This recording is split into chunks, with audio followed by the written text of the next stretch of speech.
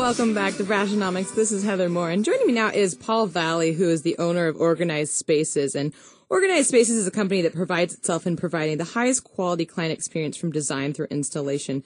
Consistent referrals come from previous clients and designer groups such as ASID, NKBA, letters are hard for me, NWSID, and because they are flexible to integrate with each client's style and decor, that's what sets them apart. Welcome back, Paul. How are you? Hey, Heather. How are you doing? I'm great. It's good to have you here. It's been a while since you've been on, and the first time on with me, so I appreciate you being my guinea pig here. I'll try and keep up with you. Okay, no problem. Well, before we get started, we have some fun things to talk about today, but I wanted to talk just a little bit about Organized Spaces, kind of what your specialties are and how you guys help people become more organized. Well, we basically do closets first and foremost. That's our main industry or market. And then off of that, we've gotten to do garages and offices, and then people's business offices and the pantries, and then media units and studios and all kinds of things that spin off of the same products that just apply that same creative approach to how you'd use a closet space well. And well, they want their office done the same way. They want their mud room and the laundry room. They want to have not just a cabinet box, but something a little bit more built for them. More custom. And we just keep getting busier and busier and longer and longer lead times, and we're just kind of, it's a good time for us right now. Absolutely. Yeah, that's what you said earlier. And with these Organized Spaces, how does it help people? You talked a little bit about taking the mess off the floor before, so I wanted to kind of you to give that visual to us. Well, yeah, you create like a his and her zone. You walk into a closet and you find out if it's a 50-50 closet, or is it a 80-20 where the guy or the gal has most of the space, and you help differentiate and you give them their own spaces. So if you're sharing a space and one person's a slob, well, guess what? The whole thing's a slob. So this gives you a chance to have your own responsibility for your things. And then when things are done nicely and you have the opportunity, if you want to put it away, you can. So you can have some pride in that space. And the same thing with your office, or if it's your garage, you can leave your garage doors open. You don't have to close them or open them real quick, grab your something out and close it because you don't want anybody to see in there. Most people's garages are a sight for sore eyes. Yeah, that's exactly that. Kind of the whole start of the business actually was I was working in neighborhoods in Redmond and in Woodinville with these huge houses, and you come to the garage delivering furniture and you can't even walk through the garage. No. So it was just amazing that, wow, these people need some garage cabinets in here because no one's doing that, or not enough people are doing that. So that's why I got started. Absolutely. And then everyone has one garage, but they had a bunch of closets. So that's kind of how I shifted over into closets, and then that's just been the cornerstone basically since last 10 years. And with closets too, wouldn't you say that more often kind of people expect something besides a standard space in the wall with a pole going across it? Well, it's becoming almost a requirement. Your basic house now, it comes with a modest system. Usually it's just a rod and shelf, what they call that in the market. Industry speak here. And you get that in wire shelving a lot. But we've taken out, I don't know, 1,000 feet, a lot of brand new wire shelving that the people just don't want anything to do with, and they have it torn out, and then we come in and put in what they want, something that fits them, where they have an infant. That closet looks totally different than if they have a teenager, right? Or if it's a guest space, or if it's a closet that's off their home office. Those things aren't the same. You can't just have a rod and a shelf. Yeah, totally different fit needs. All those different things. Or maybe that's his closet in the guest room, and her closet, the whole, master bedroom closet is all hers. Well, speaking of, coming from a woman's perspective over here, I'd say that closet space is one of the things I look at first when I go into a home, so I can't disagree with that at all. And there's not so much spec building for our market right now. There used to be, but the closets now, if they're not done right, they're a chink in the sales process. They're slowing it down.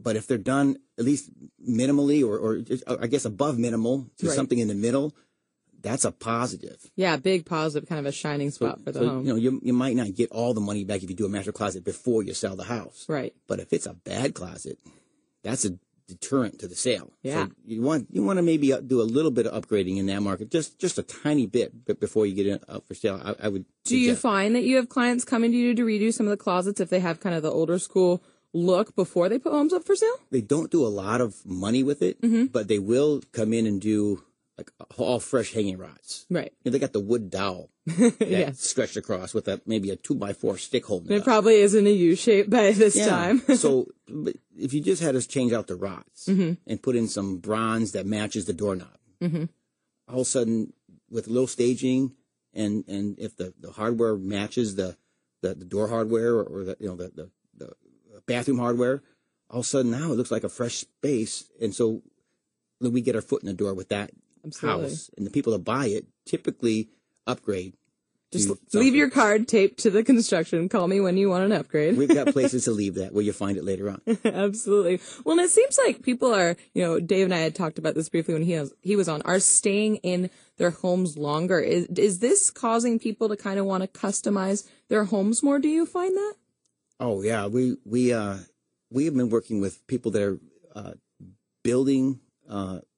I call it building, but it's really major remodels. When you don't even know where the old house was and the new house is, it's still a remodel. Gut, I believe, is the technical term, right? A gut. But they're all remodels for the most part, and we are seeing so many of those. And it's exactly what you said. People they forced to stay in the house they've got rather than just go buy what they want in another house or have one built from scratch. They're just taking the walls out and rearranging it and fixing up what they got. And so we've been doing so much business with remodels, and we took definitely a hit 3-4 years ago because a lot of our business was with some spec builders, right? And there's not a lot of those going on right now. And when they are, they're definitely at the lower part of the market. It doesn't pencil out to do a big walk-in closet. So those are doing the minimal systems for the most part.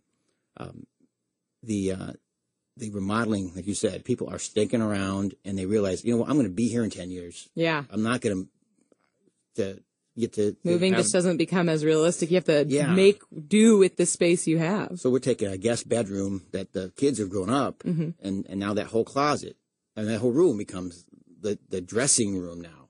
Now you kind of feel like you're walking into a Nordstrom's, dressing space because you can do a whole room like you want it.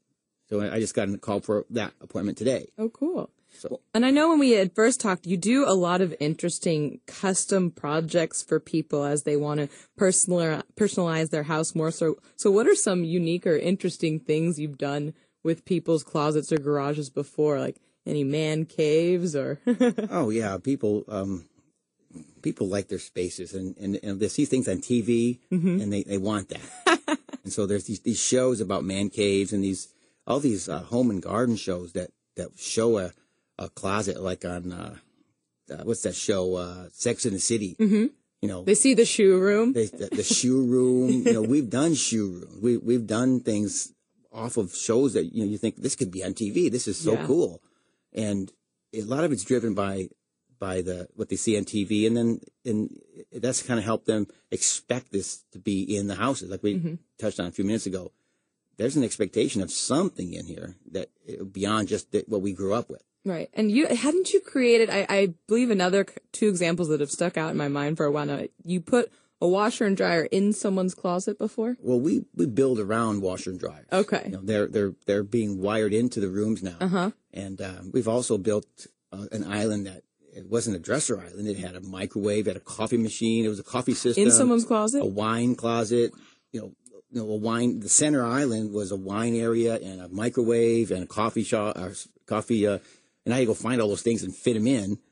And, it's kind of an interesting, so you could get ready to start your day with a snack or end your day and pre-funk for a party all while you're getting dressed. In that particular one, and one we've just recently done, which we have some really nice photos of, on the Facebook page. There's, it's like these are closets designed to have parties in them. One of our guys went back out to do some touch-ups on this one space one time, and he walked in there at 4 PM on a Friday to add some drawers or some features, and it was full of this women and her girlfriends, and they were just all getting dressed in there and makeup, and there's mirrors everywhere, and They were in the shoe room, weren't they? Well, there's like sliding doors to a secret shoe space. There's all this crazy stuff in there, but they're having a party. Literally, it's a closet party. Mm-hmm. So it's kind of fun. It's kind of a great thing to be part of. But that people are looking us to do that for them. That's cool. And it's just neat how many options and how creative you can be to really personalize your home. And it's just fun to hear about all of those things. And I can't think of one woman who doesn't want a shoe room and one man who probably doesn't want a man cave. And when we had talked before the show, you told me that you guys have been really busy lately.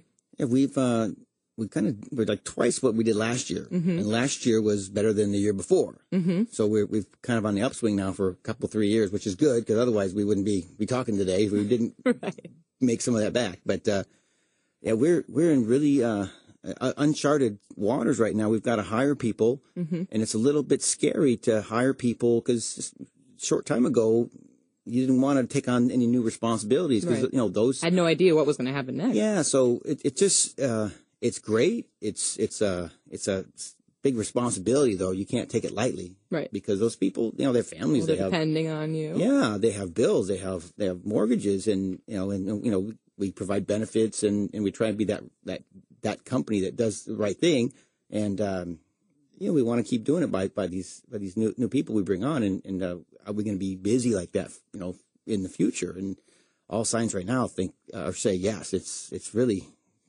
we've got so many proposals we're doing and such a backlog of work. It's good and bad. Yeah, right. Well, and you had said that didn't you host a meeting with a lot of different builders and stuff in the area at your place of business and are hearing the same sort of thing?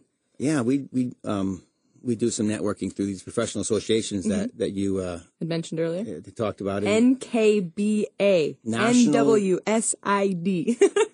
National Kitchen and Bath Association. Uh-huh. It's a bunch of interior designers and contractors that are a professional group. They band together. Mm-hmm. They hold each other accountable. It's a great place to find resources, to find a designer or a contractor to do your remodel. Well, because finding the right one is very important. And they, not everyone in the industry, but quite a few of them are quite busy. They've had to hire superintendents. They've Mm-hmm. had to hire people to help them marketing. They all have interns, or most of them have interns now. They're busy, and they can't even get to some clients. They're putting people off for appointments just for a month. Mm-hmm. That's not everybody, but there's a decent number, and it seems to be growing. There's waiting lists for projects to start for a few of these people, and they're really good. Yeah. Any common insight as to why so busy now? People are staying in their homes. It's the same thing. Yeah. When you had a house and you need to all of a sudden think, do we want to add a bedroom? Do we want to knock this wall out and add some to the kitchen?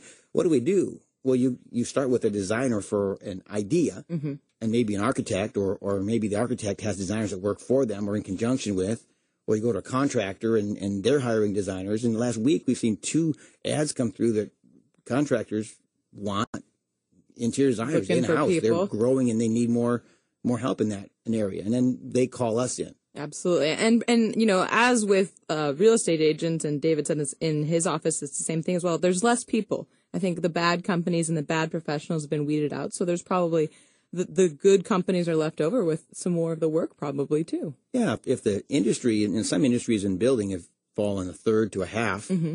So if you have half the people now and the market ticks up just a little bit, well, that uptick is now distributed between a much smaller pool of people that can do the work. Yeah. So that's what people are feeling right now in my business. Is a little stress, and which means there's going to be a wait, which I think just brings us to our last point here. We just have about a minute left, is that people are going to need to plan farther ahead if everybody's busy, huh? I think so. I've literally had to change my approach. One of the first things I ask somebody now is not what they're doing or who referred them. Is it when do you need it? Right. Because 6 weeks is a long time to wait. Mm-hmm. It used to be 2 weeks, or can we come out on Tuesday? Mm-hmm. And our builders and designers, and we're constantly just three or so today. They want to see us install in early June or May, and we're hiring people to try and make that happen. So we're going to try and make it happen, but that's a challenge. It's a good challenge. Right. It's a great opportunity to take a little bit more market share as a business person, but you want to do it the right way. You don't want to get out there and not take care of everybody. Oh, yeah. And in terms of setting expectations, just last thought here, what recommendations would you have for someone, considering a remodel or organization project in their house? Well, I like you to start with somebody that can help you see more than, whether that roof can be changed or not. I think the vision that designers bring and interview 2 or 3 because they have all kind of skill sets, but they can help you save a lot of money, actually. Right. If you start with the right vision, the right plan, and then they can steer you to professionals and steer you away from people who aren't who you want to deal with. That's a big feature. I'd say start with a designer and give yourself some time and don't try. Yeah, I was gonna say, give yourself some time. Give yourself more than 2 weeks. I can't believe anybody that's going to make changes to their home or tear down walls or remove things would plan less than 2 weeks in advance. But I think a month or 2 might be a better timetable.